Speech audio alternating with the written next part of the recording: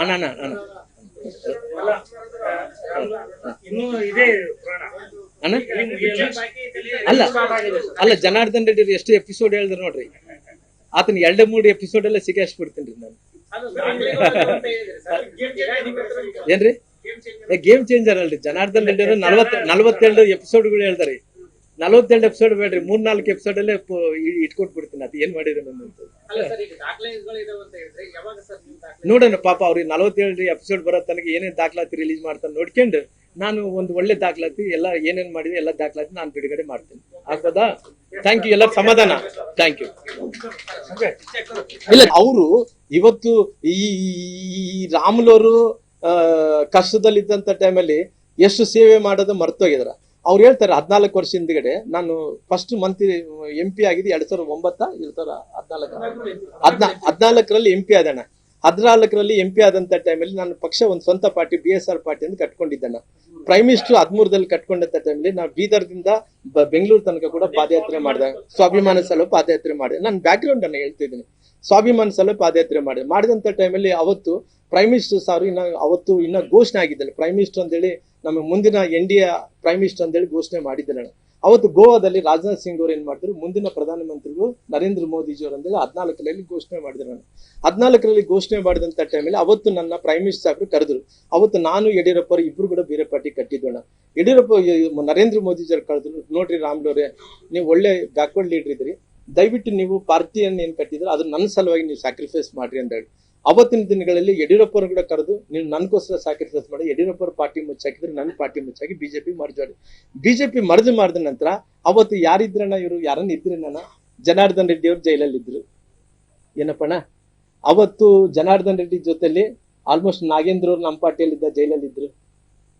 ಅನೇಕ ಮಂದಿ ಬಳ್ಳಾರಿ ಜಿಲ್ಲೆಯಲ್ಲಿ ಇದ್ದಂತವ್ರು ಎಲ್ಲರೂ ಜೈಲಲ್ಲಿ ಇದ್ರಪ್ಪ ಅವತ್ತಿನ ಸಂದರ್ಭದಲ್ಲಿ. ಅವತ್ತು ಇದ್ದಂತ ಟೈಮಲ್ಲಿ ಪ್ರೈಮ್ ಮಿನಿಸ್ಟರ್ ಸಾಹೇಬ್ರ ಹತ್ರ ನಾನು ರಿಕ್ವೆಸ್ಟ್ ಮಾಡಿಕೊಂಡೆ, ಸರ್ ನಮ್ಮ ಪಾರ್ಟಿ ದೊಡ್ಡ ಅಸೆಟ್ ಇವರೆಲ್ಲ ಕೂಡ ಪಾರ್ಟಿ ಜನಾರ್ದನ್ ರೆಡ್ಡಿ ಇದು ಬಿಗ್ ಅಸೆಟ್.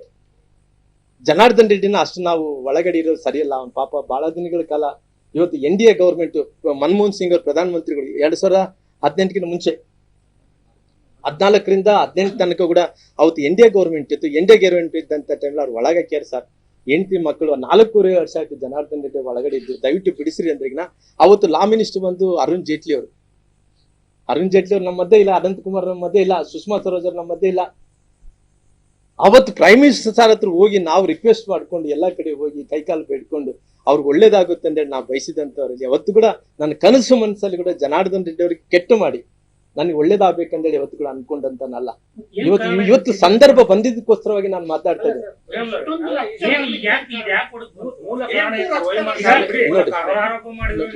ನಾನು ಸ್ವಲ್ಪ ನಾನು ಕಂಪ್ಲೀಟ್ ಮಾಡ್ತೇನೆ. ನಾನು ಕಂಪ್ಲೀಟ್ ಹಂಗಾಗಿ ಅವತ್ತಿನಿಂದ ಇವತ್ತಿನ ತನಕ ಕೂಡ ನಾನು ಎಲ್ಲರ ಪರವಾಗಿ ಕೆಲಸ ಮಾಡಿದೀನಿ. ಎಲ್ಲರ ಪರ ಕೆಲಸ ಮಾಡಿದ ನಾನೇನು ಸರ್ಕಾರಿ ನಾನಲ್ಲ. ನಾನು ಕೂಡ ಪೊಲಿಟಿಕಲ್ ಜೀವನದಲ್ಲಿ ಇವತ್ತು ಎಲ್ಲರೂ ಕೂಡ ಅವತ್ತು ಪಾರ್ಟಿ ಕಟ್ಟಂತ ವಿಚಾರದಲ್ಲಿ ಕೂಡ ಭಾರತೀಯ ಜನತಾ ಪಾರ್ಟಿಯನ್ನು ಅವತ್ತಿನ ಸಂದರ್ಭದಲ್ಲಿ ಕೂಡ ಸುಷ್ಮಾ ಸ್ವರಾಜ್ ಜೊತೆ ಕಟ್ಟಿದೀವಿ.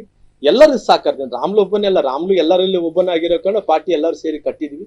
ಕಟ್ಟಿದ ನಂತರ ಇವತ್ತು ಅವರು ಏನು ಭಿನ್ನಾಭಿಪ್ರಾಯ ಏನಂತ ಹೇಳಿದ್ರೆ, ಅವರು ಎಲ್ಲೋ ಒಂದು ಕಡೆ ಏನಂತ ಹೇಳಿದ್ರೆ ಜನಾರ್ದನ್ ರೆಡ್ಡಿ ಮೊದಲನೇ ಬಾರಿ ಬಳ್ಳಾರಿಗೆ ಬಂದಿರಿ. ಎಷ್ಟನೇ ವಿಷಯದಲ್ಲಿ ಬಂದ್ರಪ್ಪ ಜನಾರ್ದನ್ ಇಲ್ಲ, ಇದಕ್ಕಿಂತ ಮುಂಚೆ ಬಂದಿದ್ದ 2016ರಲ್ಲಿ ಬಂದಂತ ಟೈಮ್ ನಾನು ಮಂತ್ರಿ ಆಗಿದ್ದೆಪ್ಪಣ. ನಾನು ಮಂತ್ರಿ ಆದಂತ ಟೈಮಲ್ಲಿ ಹೌದಪ್ಪಣ. ಇಲ್ಲಪ್ಪಣ, ಇಲ್ಲ ಜನಾರ್ದನ್ ರೆಡ್ಡಿ ಅವರು ಮೊನ್ನೆ ಇದಕ್ಕೆ ಅಲ್ಲ, ನಾನು ಮಂತ್ರಿ ಇದ್ದನೇ ಇಲ್ಲಪ್ಪ. ಇಲ್ಲ ಎಷ್ಟನೇ ಇಶ್ಯೂ ಅವ್ರು ಬಂದಿರಿ ಫಸ್ಟ್ ಸರಿ ನಾವೊಂದು 25,000 ಚಳಿಗುರ್ಕಿಂತ ಬಂದಿವಿ. ಅಲ್ಲಲ್ಲ ನಾನು ಹಂಗಲ್ಲ ಹೇಳ್ತಾ ಇರೋದು. ನಾನು ರಾಜೀನಾಮೆ ಕೊಟ್ಟಿದ್ದೆಪ್ಪ. ರಾಜೀನಾಮೆ ಕೊಟ್ಟ ನಂತರ 2000 ಲೋಕಸಭೆ ಚುನಾವಣೆ ಆದ ತಕ್ಷಣ ರಾಜೀನಾಮೆ ಕೊಟ್ಟ ನಂತರ ಅವತ್ತು ರಾಮುಲವರು ಉಪಮುಖ್ಯಮಂತ್ರಿ ಅಂತೇಳಿ ಘೋಷಣೆ ಮಾಡಿದ್ರು.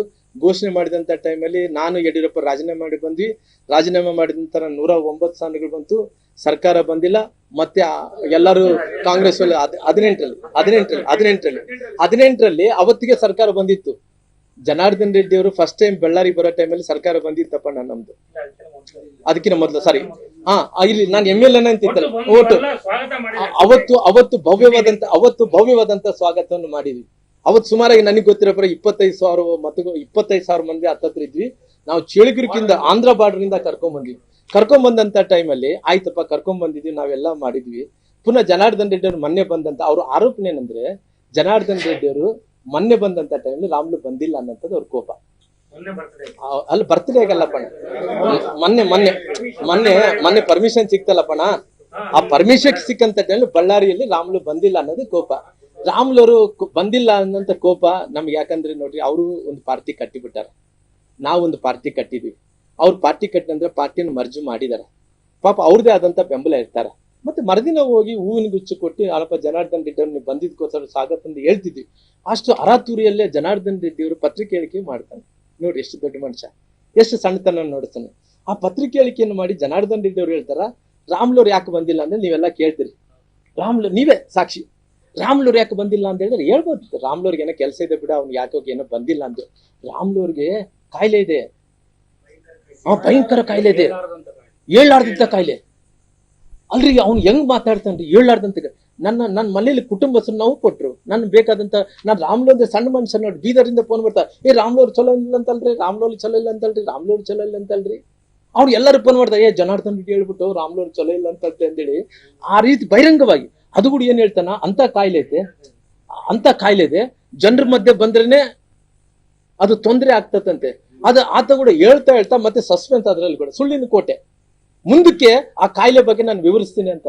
ನೋಡ್ರಿ ಎಷ್ಟು ಬುದ್ಧಿವಂತ ಇದ್ದಾನೆ ನಾನು. ನೋಡ್ರಿ ಅಲ್ಲ ಒಂದ್ ನಿಮಿಷ ನಾನು ಈ ರೀತಿ ಆದ್ಮೇಲೆ ನನ್ಗೆ ತುಂಬಾ ನೋವಾಯ್ತು. ಇವತ್ತು ರಾಮ್ಲೂರ್ ಬಂದಿಲ್ಲ ಅಂತ ಹೇಳಿದ್ರೆ, ಬೇರೆ ಕೆಲಸದಿಂದ ಬಂದಿಲ್ಲ ಅಂದ್ರೆ ಮರುದಿನ ಹೋಗಿ ನಾವೆಲ್ಲರೂ ಕೂಡ, ನಾನು ಬಹಳ ಮಂದಿಗೆ ಹೇಳಿದ್ದೆ ಹೋಗಿ ಮರುದಿನ ಹೂನಾರ್ ಅಂದ ತಕ್ಷಣ ನನಗೆ ಎಷ್ಟು ಅರ್ಥ ಆಗಿರ್ಬೋದು ಲೆಕ್ಕ ಮಾಡಿ. ಅದು ಕಾಯಿಲೆ ಬಗ್ಗೆ ಅಂದ್ರೆ ನನ್ನಷ್ಟು ಆರೋಗ್ಯವಂತರಾಗಿ ಅಲ್ರಿ, ನನ್ನಷ್ಟು ಓಡಕ್ಕಾಗುತ್ತೆ, ನನ್ನಷ್ಟು ಶರೀರ ಮೇಂಟೈನ್ ಮಾಡಕ್ಕಾಗುತ್ತೆ, ನನ್ನಷ್ಟು ಬೆಳಿಗ್ಗೆ ಎದ್ದಳಿ ಪೂಜೆ ಮಾಡಕ್ಕಾಗುತ್ತೆ, ನನ್ನಲ್ಲಿ ಎದರಲ್ಲಿ ಸಾಟಿ ಆಗ್ತಾರ್ರಿ ಅವರು ನನ್ನ ಆರೋಗ್ಯ ವಿಚಾರದಲ್ಲಿ. ಅಲ್ಲಿ ಒಂದ್ ನಿಮಿಷ ಬೇಡ. ಇವತ್ತು ಆ ರೀತಿ ಹೇಳಿದ್ಮೇಲೆ ಮನುಷ್ಯನಿಗೆ ಅರ್ಥ ಆಗುತ್ತೆ. ಅಂದ್ರೆ ರಾಮ್ಲು ಮಾಮೂಲಪ್ಪ ಒಂದು ಬಳ್ಳಾರಿಗೆ ಏನೋ ಅವ್ನು XMLA ಎಕ್ಸ್ ಮಿನಿಸ್ಟರ್ ಅಂದ್ರೆ ಎಲ್ಲಾ ಕಡೆ ಕೂಡ ನಂದೇ ಆದಂತ ಬೆಂಬಲ ಇದ್ದಾರ. ಎಲ್ಲರೂ ಫೋನ್ ಮಾಡಿದ್ರು ಅವ್ನ ಬಾಯಿ ಯಾರು ಮುಚ್ಚಿಸ್ತಾರ? ಅವನ ಬಾಯಿ ಯಾರು ಮುಚ್ಚಿಸಲ್ಲ. ಯಾಕಂದ್ರೆ ಸುಳ್ಳಿನ ಮೇಲೆ ಕೋಟೆ ಇಟ್ಕೊಂಡು ಬಂದಾನ ಅವನು. ಅವನ ಬಾಯಿ ಯಾರು ಮುಚ್ಚಿಸಕ್ಕಾಗುತ್ತೆ? ಅವನು ಇವತ್ತು ಕೂಡ ಬಿಡಲ್ಲ. ಆ ಚಾಳಿ ಎಲ್ಲದೇನಪ್ಪ ಎಲ್ಲರನ್ನ ಮುಗಿಸಂತ ಪ್ರಯತ್ನ. ರಾಜಕಾರಣದಲ್ಲಿ ಯಾರು ಮುಗಿಸ್ಬೇಕಾದ್ರೆ ಜನ ಮುಗಿಸ್ಬೇಕಾಗಿದೆ. ಅವತ್ತು ನನಗೆ ಸಿಟ್ಟು ಬಂದಿರೋಂಥ ನಿಜ. ಅವನೇನ ಅಕಸ್ಮಿತವಾಗಿ ದೊಡ್ಡ ಮನುಷ್ಯನಾಗಿ ಇಲ್ಲಪ್ಪ ರಾಮ್ಲು ನೀನು ಆರೋಗ್ಯ ಸರಿ ಇಲ್ಲ ಅನ್ನೋದಕ್ಕಿಂತ, ಇಲ್ಲಪ್ಪ ಏನೋ ಬಿಜಿ ಇದೆ ಬಂದಿಲ್ಲ ಅಂದ್ರೆ ಬಹಳ ದೊಡ್ಡ ಮನುಷ್ಯ ಆಗ್ತಿದ್ದ ಅವನು. ಅಣ್ಣ ಸಣ್ಣ ಮನಸ್ಸು ಅನ್ನೋದನ್ನ ಅಣ್ಣ ನೋಡೋಣ. ಮನಸ್ಸಲ್ಲಿ ಒಬ್ಬ ಅಣ್ಣ ತಮ್ಮಂದ್ರಾಗಿರ್ಬೋದು, ಸ್ನೇಹಿತರಾಗಿರ್ಬೋದು, ಆ ಮನಸ್ಸು ಪರದೆ ಬರಕ ವೈಮನುಷ್ಯ ಬರ್ಲಿಕ್ಕೆ ಎಷ್ಟು ಕಾರಣ. ಒಂದು ಸಣ್ಣ ಅಣ್ಣ ನಾವು ಎಲ್ಲನೋ ಒಂದ್ ಕಡೆ ಈ ಹಾಲಲ್ಲಿ ಸ್ವಲ್ಪ ಹುಳಿ ಹಾಕಿದ್ರೆ ಕೆಟ್ಟ ಹೋಗ್ತದಲ್ಲಪ್ಪ, ಮೊಸರು ಅಲ್ಲ ರೀ ನಾನ್ ಹೇಳಕ್ ಅಲ್ರಿ ಮಹೇಂದ್ರಣ್ಣ ನೋಡಣ್ಣ, ನನ್ನಿಂದ ಅವರು ಬೆಳೆಯಕ್ಕಾಗಲ್ಲ, ಅವರಿಂದ ನಾನು ಬೆಳೆಯಕ್ಕಾಗಲ್ಲ ಅಣ್ಣ. This is A democratic country ಅಣ್ಣ. ಜನರು ಪ್ರತಿನಿಧಿಸುವಂತ ಈ ದೇಶ ಅಣ್ಣ. ದೇಶದಲ್ಲಿ ಯಾರು ಬೆಳಿತಾರೆ. ನನ್ನಿಂದ ಜನಾರ್ದನ್ ರೆಡ್ಡಿ ಬೆಳೆದಾರೆ ಅಂದ್ರೆ ನಾನು ಕೆರೆ ಎದುರು ಹೊಡಿತಾರೆ ನಾಳೆ. ನಾನು ಜನಾರ್ದನ್ ರೆಡ್ಡಿ ಅವ್ರು ನನ್ನ ಅವರಿಂದ ಬೆಳೆದೀನಿ ಅಂದ್ರೆ ಜನರು ಯಾರು ಒಪ್ಪಲ್ಲಪ್ಪ. ಅಲ್ಲ ಅವ್ರ ಅವ್ರಿಗೆ ಸ್ವಭಾವ, ಅವ್ರ ನೇಚರ್ ಅಲ್ಲ. ಅಲ್ರಿ ಅವ್ರು ಹಳೆ ರೆಕಾರ್ಡ್ಸ್ ತೆಗೆದು ನೋಡ್ರಿ. ಒಂದ್ ನಿಮಿಷ ಅಣ್ಣ ಮಹೇಂದ್ರ, ಹಳೆ ರೆಕಾರ್ಡ್ಸ್ ನೋಡ್ರಿ ಅಣ್ಣ, ಹಳೆ ರೆಕಾರ್ಡ್ಸ್ ತೆಗೆದು ನೋಡ್ರಿ. ಬಿಜೆಪಿ ಸರ್ಕಾರ ಬಂದಿದೆ ನನ್ನಿಂದ ಅಂತಾನ, ಪ್ರೈಮ್ ಮಿನಿಸ್ಟರ್ ಆಗಿದೆ ನರೇಂದ್ರ ಮೋದಿಜಿಯವ್ರು ನನ್ನಿಂದ ಅಂತಾನ, ನಾಳೆ ಈ ಪಾರ್ಟಿ ಮತ್ತೆ ಪುನಃ ಅಧಿಕಾರಕ್ಕೆ ಬರ್ಲಿ ನನ್ನಿಂದ ಅಂತಾನ. ಅವ್ರ ನೇಚರ್, ಆ ನೇಚರ್ದಲ್ಲಿ ಅವ್ರನ್ನ ಎಲ್ಲಿ ಕೂಡ ನೋಡ್ರಿ ಜನಾರ್ದನ್ ರೆಡ್ಡಿ ಮಾತು ಬಲ್ಲ, ಮಾತಿನ ಬಲ್ಲ ಏನಂತಾರ್ರಿ ಆ ರೀತಿ, ಮಾತು ಬಲ್ಲವನಿಗೆ ಅಪಾಯ ಇಲ್ಲ, ತೊಂದರೆ ಇಲ್ಲ ಅನ್ನೋಂಥ ರೀತಿಯಲ್ಲಿ ಜನಾರ್ದನ್ ರೆಡ್ಡಿ ಅವರು ಆ ಎನೋಬಲ್ ಕಂಪನಿ ಕಟ್ಟಿದ್ದಾರೆ. ಆ ಕಂಪನಿಯಲ್ಲಿ ಮಾತಾಡಿ ದಿನನಿತ್ಯ ಅವ್ರಿಗೆ ಏನ್ ಚಾಳಿ ಏನಂದ್ರೆ ಎಲ್ಲ ಬಂದಂತವ್ರನ್ನ ಇನ್ಸೂರೆನ್ಸ್ ಕಟ್ಟಿಸ್ಬೇಕಂದ್ರೆ ಎಲ್ಲರ ಹತ್ರ ಮಾತಾಡ್ಲೇಬೇಕಾಗತ್ರಿ. ಮಾತಾಡಿ ಅಭ್ಯಾಸ ಆಗಿ ರಾಜಕಾರಣದಲ್ಲಿ ಕೂಡ ಮಾತಾಡಿದ್ರೆ ಯಾವ್ದು ಸತ್ಯ ಯಾವ್ದು ಸುಳ್ಳು ಅಂತೇಳಿ ಅರ್ಥ ಮಾಡ್ಕೊಂಡಂತ ಮಂದಿ ಇದಾರ್ರಿ. ಹಂಗಾಗಿ ಇವತ್ತು ರಾಜಕಾರಣದಲ್ಲಿ ಹಂಗ ನಡೆಯಲ್ರಿ.